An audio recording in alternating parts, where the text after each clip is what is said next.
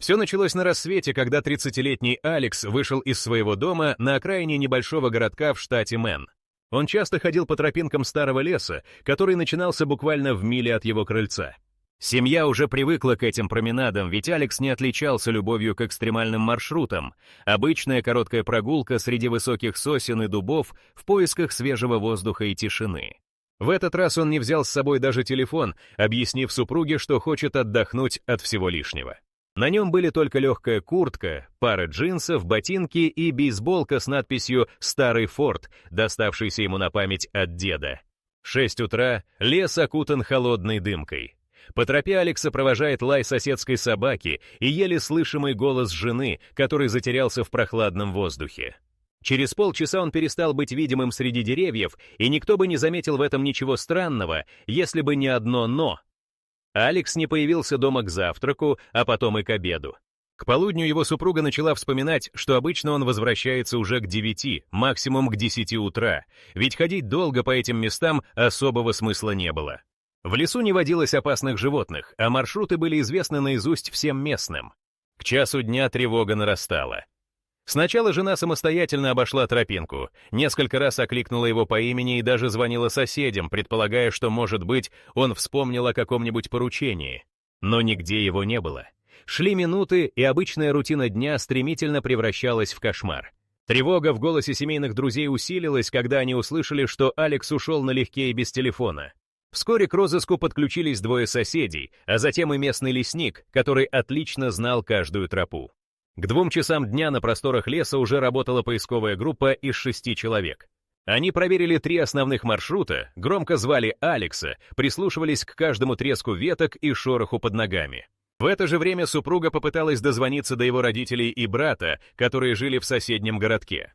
Все повторяли одни и те же слова. Он никогда не исчезал, у него нет проблем со здоровьем, он просто не мог заблудиться в этом лесу. К вечеру к поискам подключили опытных следопытов и 2 добровольцев с собаками. Один из псов, старый лабрадор, вдруг начал странно себя вести. Неистово тянул поводок, мотая головой влево-вправо, будто пытаясь уловить ускользающий запах. Это место находилось на стыке 2 тропинок в 15 минутах ходьбы от дома Алекса. Следы ботинок, которые удалось рассмотреть сквозь опавшие листья, резко оборвались между 2 старыми дубами там, где начинался густой мох. Дальше следов не было, никаких сломанных веток, ни отпечатка подошвы, ни даже зацепившихся на ветках нитей от одежды. Казалось, человек просто растворился среди деревьев. Погодные условия оставались идеальными. Не было ни дождя, ни ветра, ни сильного солнца, которое смогло бы стереть все следы. Местные вспомнили, что похожих исчезновений здесь никогда не случалось, и с этого момента поиски перестали быть простой формальностью. К 7 вечера число добровольцев достигло 25.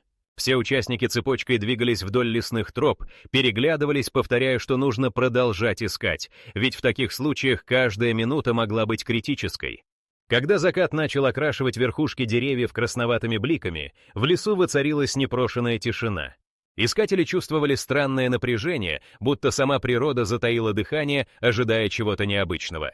Прямо сейчас, на этой последней петле лесной тропинки, уже ни у кого не оставалось сомнений, обычная прогулка стремительно переросла в загадку, на которую никто не мог найти объяснения. Но именно этот момент стал началом истории, полной необъяснимых событий, и впереди участников поисков ждали еще более странные открытия, удивившие даже самых скептичных из них. С наступлением темноты лес будто бы начал шептать свои секреты. Волонтеры с фонарями прочесывали знакомые тропы, и даже привыкшие к ночным маршрутам, местные вдруг замолкали, прислушиваясь к каждому движению под ногами. Супруга Алекса, не выдержав, тоже шагнула под деревья, когда часы на руке показывали почти 9 вечера. У входа в лес уже стоял грязно-синий внедорожник, последняя техническая точка сбора, куда сходились поисковики после каждого получаса работы. Вдруг с рации, которую держал лесник, донесся сбивчивый крик. Кто-то звал на помощь, голос был напряженный, будто человек не верил, что это происходит наяву. Через минуту все рванули в сторону звука. 15 человек и 2 собаки, разрывая бурелом и низкие кусты, вышли к ложбине за 2 огромными камнями. В лунном свете стоял Алекс. Он был босиком, хотя утром явно ушел в ботинках. Куртка валялась на земле рядом, джинсы грязные, местами порваны, а на лице ни одной царапины. Но самое странное, он стоял так, будто ждал, когда его найдут, не дрожал, не пытался убежать и не подавал признаков страха. Вокруг него на траве виднелись четкие следы, но не только его босых ног. Кто-то или что-то с крупными ступнями тоже оставило отпечатки, уводящие в чащу. Лесник и двое добровольцев бросились к Алексу, но тот не шелохнулся. Он посмотрел прямо на окружающих, глаза его были полны какой-то невероятной отрешенности. Супруга первой бросилась к нему, успела схватить за плечи и выдохнуть: «Где ты был?» Но он не ответил ни слова. Зато спустя несколько секунд Алекс неожиданно поднял взгляд к небу и четко произнес что-то на непонятном языке. Слова прозвучали чуждо и резко, будто их никогда не слышал никто из стоящих рядом. Все замерли в напряжении. Лабрадор с лаем бросился назад к дороге и никак не мог успокоиться. Двое искателей решили тут же осмотреть место, где стоял Алекс. В траве, кроме его босых следов, находились овальные отпечатки, не похожие ни на следы человека, ни на лапы животного. Длина каждой была больше 12 дюймов. Отпечатки располагались на одинаковом расстоянии друг от друга. Внезапно Алекс двинулся вперед. Его походка сильно изменилась, он шагал ровно, уверенно, ни разу не оступившись, несмотря на неровности. Когда его под руки пытались усадить в машину, он вдруг вторым голосом начал напевать что-то напоминающее старинный мотив, а потом громко и четко произнес несколько фраз, которые ни один из присутствующих не смог повторить или понять. Записав происходящее на телефон, добровольцы только разводили руками.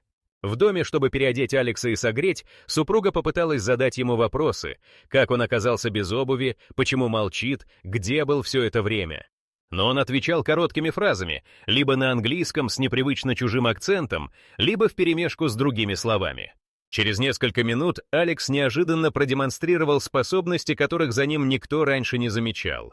Он написал на бумаге символы, похожие на древние руны, которые затем, по настоянию семьи, сравнили с изображениями из университетской библиотеки. Совпадения были неоспоримы. Тем временем местный доктор, вызванный для осмотра, заметил еще одну странную деталь. Пульс Алекса был идеально ровным, а температура тела чуть ниже привычной. Он спокойно реагировал на чужие прикосновения, не проявлял признаков паники или усталости, будто не провел многие часы без еды и питья. Рядом с ним находились странные куски мха и тонкие веточки, переплетенные между собой как браслет. Никто не мог понять, когда и как он их сплел. После короткого сна Алекс вновь заговорил на том непонятном языке, его речь становилась все сложнее, а любые попытки уговорить его вспомнить детали событий в лесу заканчивались неудачей. В доме продолжали находить небольшие клочки бумаги с записями, знаки, слова, странные комбинации чисел и древних символов. Казалось, он приносил их из другой реальности, а его взгляд стал будто стеклянным, внимательным, холодным, иногда абсолютно отрешенным. Обычный человек, пропавший утром, вернулся домой с чем-то совершенно чуждым. Впереди его семью и друзей ждало еще больше загадок, ведь с каждым днем странных способностей и проявлений становилось все больше. Но самым необъяснимым оставалось то, как за одну ночь обычный человек мог приобрести навыки, которые требуют многих лет учебы. Именно этот парадокс стал толчком для того, чтобы в историю вмешались эксперты и ученые, желавшие разобраться, что же на самом деле произошло в лесу штата Мэн. Первую ночь после возвращения Алекса никто в доме толком не спал. Даже когда он наконец улегся на диван и куда-то провалился взглядом в потолок, его супруга и родители сидели напротив, не смея уйти в свои комнаты. Спустя несколько минут Алекс начал вслух говорить на том же загадочном языке.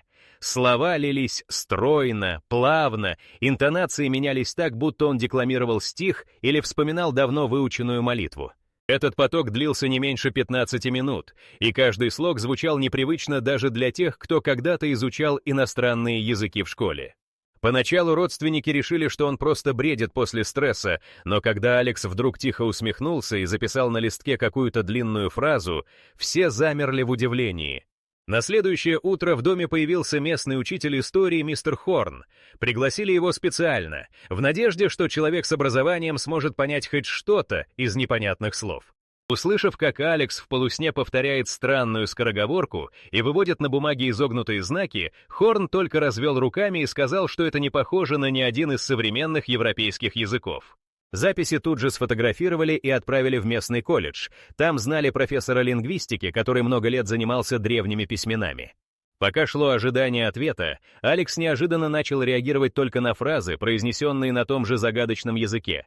Если кто-то пробовал задать ему вопрос по-английски, он хмурился, делал вид, что не слышит, и перебивал, переходя на свой новый язык. Только спустя час после пробуждения он ответил на несколько простых вопросов на английском, но с необычно расставленными ударениями и фразами, словно наполнявшимися нехарактерной мелодикой. Родители стали замечать, что к концу фразы он часто вставляет короткие чуждые слова. Ни английский, ни французский, ни даже латынь так не звучат. Днем в гости приехал профессор Карлсон, тот самый специалист по древним языкам из университета Бейтса. Его попросили посмотреть все записи Алекса, а также послушать запись с диктофона, где звучал загадочный монолог. Карлсон сразу выделил знакомые мотивы. В отдельных словах угадывались фрагменты древнегреческого и даже шумерского наречия, но сам порядок слов и форма окончания относили произнесенное к языкам, которые давно вышли из употребления. Более того, профессор заметил, что рунические символы на бумаге удивительно схожи с теми, которые археологи находили на камнях острова Манхэттен во время раскопок XIX века. Особое удивление вызвал эпизод за обедом, когда мать попросила Алекса передать соль. Вместо простого кивка он произнес короткую фразу с необычной интонацией, в которой профессор Карлсон уловил элементы дохристианской сакральной формулы. Родные переспросили. Алекс несколько секунд хранил молчание, затем начал называть имена и даты, которые, как позже выяснилось, совпадали с древними записями о событиях в регионе Новой Англии. По крайней мере, отдельные фамилии и годы упоминались в записях по колониальной истории штата Мэн. В вечернее время эксперименты с речью только усилились. Алекс вдруг с легкостью объяснил гостям разницу между тремя вариантами написания одного и того же древнего имени, а потом прочитал вслух фрагмент текста на языке, который профессор Карлсон распознал только частично. Оказалось, что Алекс цитировал пассаж из шумерского эпоса «Гильгамеш», причем с теми нюансами диалекта, которые известны всего нескольким исследователям мира. Никто не мог понять, когда он изучил шумерский, ведь ни одного подобного учебника в доме не было даже близко, а интернетом он до этого события почти не пользовался. Ближе к ночи Алекс стал записывать странные формулы на обоях в коридоре, используя угольки из камина. Позже эти знаки лингвисты отнесли к древнеяпонской слоговой системе катакана, но, как выяснилось при сверке, часть символов так и не удалось распознать даже профессору Карлсону. Особо выделялись те фрагменты, где Алекс вплетал в текст слова на арабском языке времен аббасидов, а затем переходил на абсолютно несовременный английский, напоминающий стиль Средневековья. Весь этот поток знаний, поток чужих языков выражался не только в устной речи. Обращения на непонятном наречии сопровождались странными ритуалами.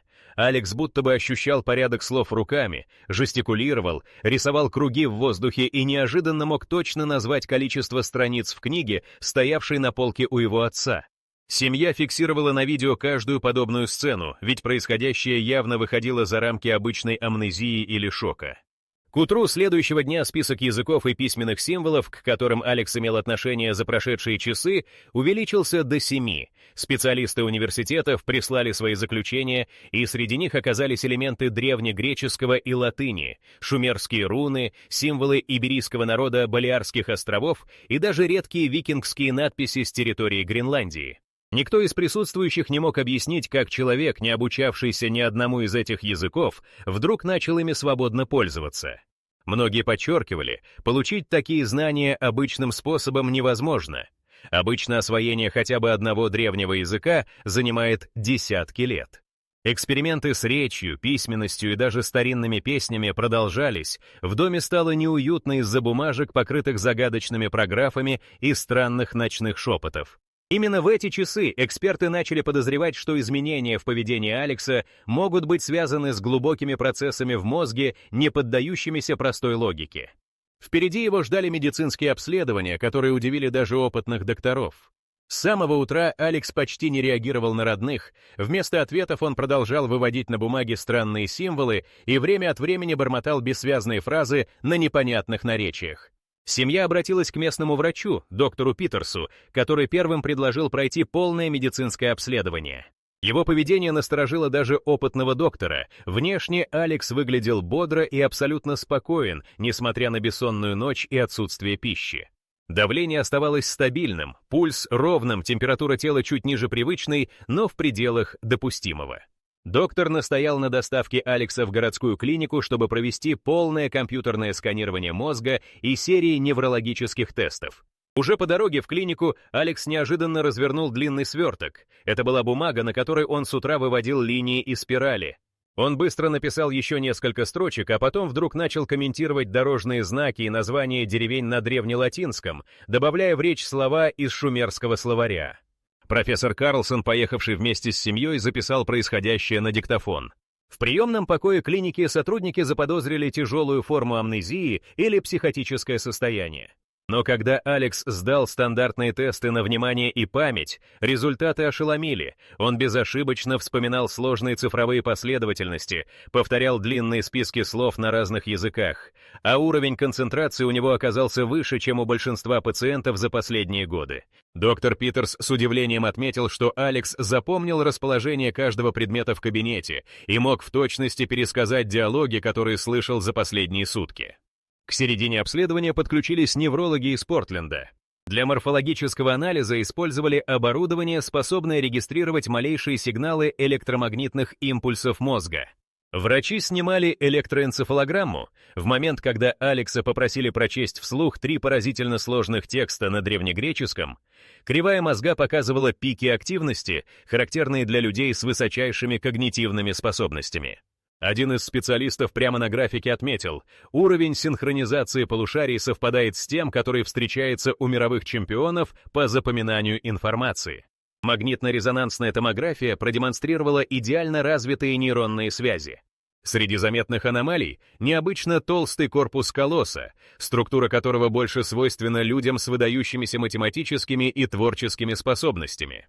Объем гиппокампа, по данным доктора Симмонса, соответствовал показателям, зафиксированным у участников специальных экспериментов с ускоренным обучением в Массачусетском технологическом институте. Но главное, все зоны мозга, отвечающие за языки и аналитику, проявляли активность в несколько раз выше среднего. Пока врачи обсуждали результаты томографии, в соседнем кабинете психиатры проводили тест на определение IQ. Итоговый балл оказался столь высоким, что у специалистов не было подходящей шкалы для оценки. В течение часа Алекса просили решать абстрактные головоломки, отгадывать загадки, интерпретировать древние тексты и даже объяснять устройство сложных механизмов. Ответы следовали мгновенно, на построение логических цепочек уходили минуты, а иногда и вовсе считанные секунды. Тренированный ассистент попытался запутать его, задав вопросы на персидском. Алекс не только понял, но и объяснил, как слово меняло смысл в зависимости от контекста. Затем биохимики приступили к анализу крови и обмена веществ. Поразительно, но уровень глюкозы, электролитов и гормонов оставался стабильным, несмотря на длительное отсутствие еды и стресса. Показатели работы надпочечников указывали на максимальную адаптацию организма к экстремальным условиям. Уровень кортизола почти не изменился, гормоны стресса не выходили за рамки нормы, а концентрация адреналина понижалась быстрее обычного. Тем временем профессор Карлсон с группой студентов проверил записи разговоров Алекса. Каждый из них прекрасно слышал, как он без ошибок воспроизводил фразы из шумерского эпоса, латынь времен Римской империи, отрывки из баллад Древней Скандинавии и даже несколько строчек стихов греческих поэтов, которыми ранее никогда не интересовался. Особенно выделялось то, что в монологах Алекса не было ни одной запинки или грамматической ошибки. К обеду в клинике собрались ведущие специалисты 2 университетов штата. Они констатировали, когнитивные способности пациента находятся на уровне, зарегистрированном у выдающихся лингвистов, известных математиков и музыкантов. Тем не менее, память о событиях прошедшей ночи оставалась размыта. Алекс с трудом вспоминал детали леса, а на вопросы о времени, проведенном среди деревьев, отвечал уклончиво и порой сбивчиво. Слухи о необычном пациенте быстро распространились за пределы городка. В клинику стали звонить эксперты, предлагая свои методы обследования. Но семья настояла на частичном карантине, слишком много глаз следило за каждым движением Алекса.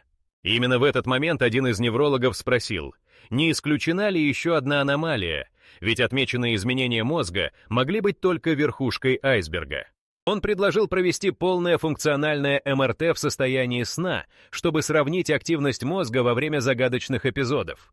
Вечером, когда эксперимент проводили под контролем опытных лаборантов, диагнозы лишь усложнились. Даже во сне все сигналы оставались сверхактивными, а отдельные зоны мозга работали так, как при решении математических задач высшей сложности. Профессор Карлсон зафиксировал, при попытке разбудить Алекса тот начал говорить на древнеармянском, а спустя несколько секунд перешел на набор символов, полностью совпадающий с древнейшими письменами Туркестана. Все детали медицинских обследований, записанные на бумаге и видео, собрали в отдельную папку. Ее отправили на анализ в лаборатории 2 университетов. Каждый из экспертов признавал, стандартная медицина не может объяснить этот феномен. Но если мозг Алекса действительно работал на уровне гения и полиглота, возникал следующий вопрос. Что стало причиной такого внезапного прорыва и каким образом за 12 часов в лесу обычный человек смог получить знания столетий? На поиски ответа были брошены лучшие умы, и теперь им предстояло выяснить, какое объяснение найдется у экспертов и свидетелей истории, которая уже вышла за рамки обычного исчезновения. Когда результаты анализов и стенограммы бесконечных речей Алекса оказались на руках у специалистов, разбирательство приобрело совершенно новый размах. На первом экстренном консилиуме в конференц-зале клиники присутствовали не только врачи и лингвисты, но и представители ФБР. Ссылаясь на неопознанный лингвистический феномен, они быстро инициировали собственное расследование. Группа экспертов из Массачусетского технологического института, Йеля и Гарварда подключилась по видеосвязи. Они требовали доступа к медицинским снимкам, аудиозаписям, любым письменным записям Алекса. Уже на старте исследований комиссия установила, человек, не владевший ни одним из древних языков, за одну ночь смог не только освоить сложнейшие тексты, но и проявить структуру мышления, несвойственную даже профессиональным лингвистам. Лингвисты и филологи, вопреки внутренней конкуренции, работали практически без сна. Они делили записи на смысловые блоки, сверяли каждую фразу с базами древних текстов. Один из студентов Университета Колумбии просто не спал 3 ночи подряд, сверяя транскрипты Алекса с руническими надписями Гренландии. Уже к полудню следующего дня эти специалисты заявили, что среди написанных им символов есть прямые цитаты из скандинавского эпоса, редкие формы шумерских молитв и фрагменты текстов цивилизации майя, которые официально считались утерянными. Особенный отклик вызвала подпись. В одном из абзацев Алекс вывел имя, которое историки связывали с неизвестным жрецом древней Аттики. Параллельно с этим криминалисты задействовали экспертов по следам. На место в лесу, где нашли Алекса, выехали техники ФБР вместе с местными полицейскими. Их задача — точно восстановить, что происходило в те часы, когда Алекс исчез. Тщательно измеряли отпечатки на земле, полученные снимки и гипсовые слепки показали, рядом с босыми человеческими следами были отпечатки длиной 16 дюймов с 3 продольными вмятинами. Эксперт по биомеханике отметил, такая форма стопы указывает либо на крупное животное неизвестного вида, либо на феномен, выходящий за рамки биологии региона. Дроны прочесали окрестности леса, ни одного похожего следа больше не нашли. Ослепительный прожектор высветил еле заметную нить мха, тянувшуюся от места исчезновения вглубь чащи, а собаки-поисковики в этот раз отказались идти дальше по этому следу, упрямо сворачивая обратно к дороге. Тем временем психолингвисты и нейроаналитики, изучив полные записи речевых тестов, зафиксировали.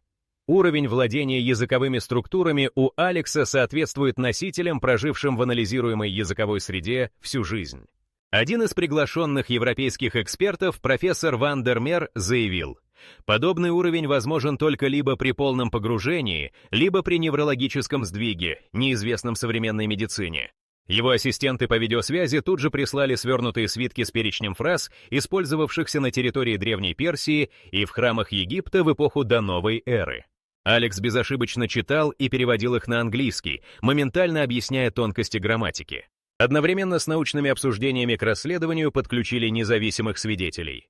Сосед, видевший Алекса вечером накануне исчезновения, заявил под протокол. Во дворе в ту ночь стояла аномальная тишина, не слышно было даже привычных птиц.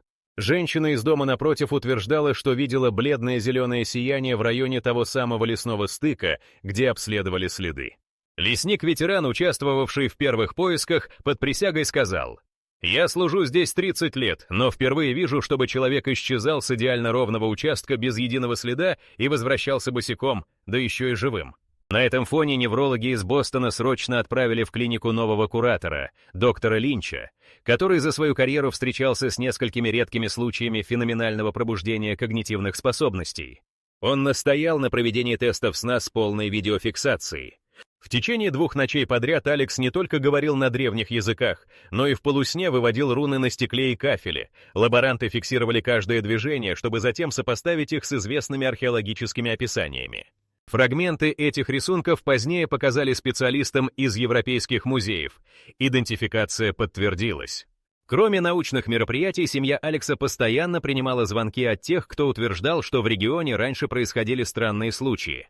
Старики из соседней деревни вспоминали об исчезновениях домашних животных и загадочных знаках на коре деревьев, похожих по форме на те символы, что сейчас выводил Алекс.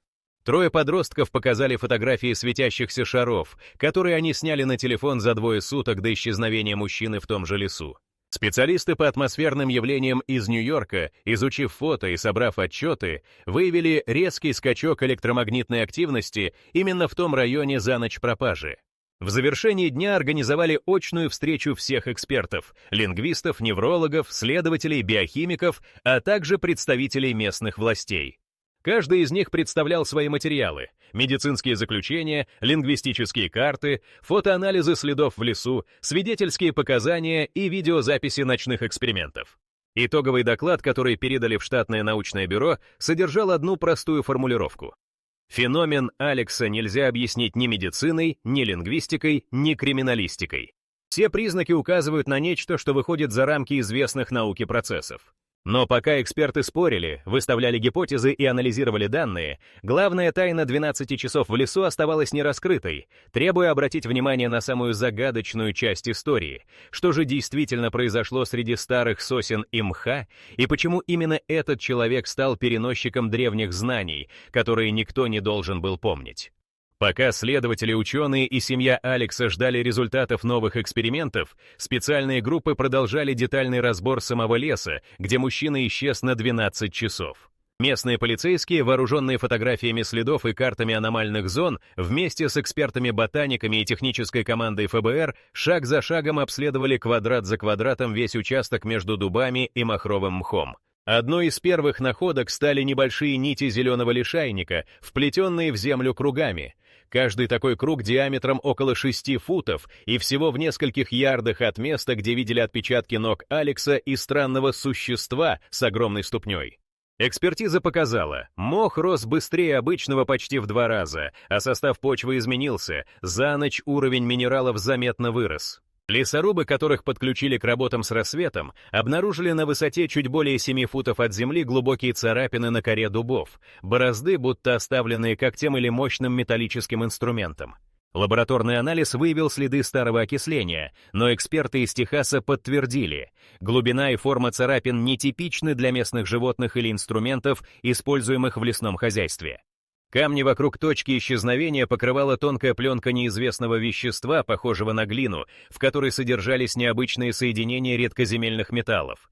Дальше всех в чащу решился зайти только проводник с 20-летним стажем, Джек Лоусон. Он первым заметил почти невидимые порталы. Это были световые полосы, отражавшиеся на влажном мхе и создававшие иллюзию тени, хотя солнца в тот момент не было. Электрические приборы, взятые с собой, внезапно перестали работать в этом радиусе. Батарейки садились мгновенно, компасы отклонялись на 45 градусов от магнитного севера, а связь пропадала даже у спутникового телефона. На этом же участке было тихо, как в подземелье, и только паутина опутывала кустарники плотнее обычного, словно ее не трогали месяцами. Когда группа добралась до 2-го круга мха, примерно в 300 ярдах от старой тропы, сотрудники ФБР нашли странный предмет — гладкий каменный диск, покрытый выбитыми символами, часть которых совпадала со знаками, что Алекс рисовал ночью на стекле. Параллельно возле этого места нашли тонкую длинную перо из черного металла, не пожелтевшего ни на одном участке. Лабораторный тест определил уникальный сплав, не характерный для региона. Специалисты тут же сфотографировали объекты, упаковали их и отправили в лабораторию аэропорта Бостона для срочного спектрального анализа. Тем временем дома у Алекса, просматривая отснятые кадры из леса, профессор Карлсон неожиданно заметил на камнях едва различимые символы, напоминающие шумерские знаки для обозначения прохода. а на одном из дубов — резьбу, схожую с обозначением времени суток на древних солнечных календарях. Команда лингвистов и археологов быстро сверила эти изображения с электронным архивом открытий за последние десятилетия. Обнаруженные знаки действительно встречались только в рукописях раннего Ближнего Востока и на монолитах в руинах Перу. Вечером того же дня добровольцы, отправившись по линии исчезновения мха, нашли еще один странный объект — фрагмент древней цепочки из сплетенных золотых и серебряных волосков толщиной всего несколько микрон. Анализ показал, что для изготовления такого плетения требовалось техническое оборудование, которое науке известно лишь по описаниям из летописей античных мастерских. Параллельно с полевыми находками эксперты анализировали параметры времени в лесу. Один из физиков, профессор Клейтон из Гарварда, запустил серию датчиков синхронизации. Выяснилось, что на участке между двумя дубами часы отставали на 34 минуты от контрольного времени, а в радиусе 50 футов после заката температура держалась стабильно ниже, чем в других точках. Приборы давали сбои вплоть до полуночи, а после исчезновения Алекса на части стволов деревьев появилось легкое свечение, невидимое невооруженным глазом, но легко фиксируемое инфракрасной камерой. Раскрытие каждой новой детали дела только наращивало интерес ученых всего региона. Некоторые эксперты выдвигали теорию о временных аномалиях и воздействии электромагнитных полей, другие искали связь между символами и ритуалами исчезнувших цивилизаций. Семья Алекса, уставшая от бесконечных визитов незнакомцев, согласилась на дополнительные замеры в доме. В спальне и на кухне приборы фиксировали ультракороткие импульсы в радиодиапазоне, которых не было до исчезновения мужчины. Лаборатории университета Йеля определили: за последние 2 суток в пределах участка и дома наблюдались всплески электромагнитного сигнала, аналогичные тем, которые регистрировали в местах аномалий на острове Пасхи. В финале дня команда специалистов предприняла еще одну попытку воссоздать хронологию событий по записям диктофонов, фото с места происшествия, анализу почвы и свидетельствам очевидцев. Совпадение временных интервалов исчезновения и появления зеленого свечения, странные отпечатки ног, а также совпадение рунических и шумерских символов в нескольких местах леса позволили экспертам заключить: за 12 часов в этом лесу развернулось нечто, что не поддается объяснению обычными законами природы. Обычная прогулка по знакомому маршруту оказалась порталом в пространство, где время, знания и язык сплелись в единую, никому еще неведомую историю. Именно здесь Алекс, исчезнувший среди сосен и дубов, вернулся другим, с тайнами, на разгадку которых понадобится десятилетия и, возможно, новые методы науки.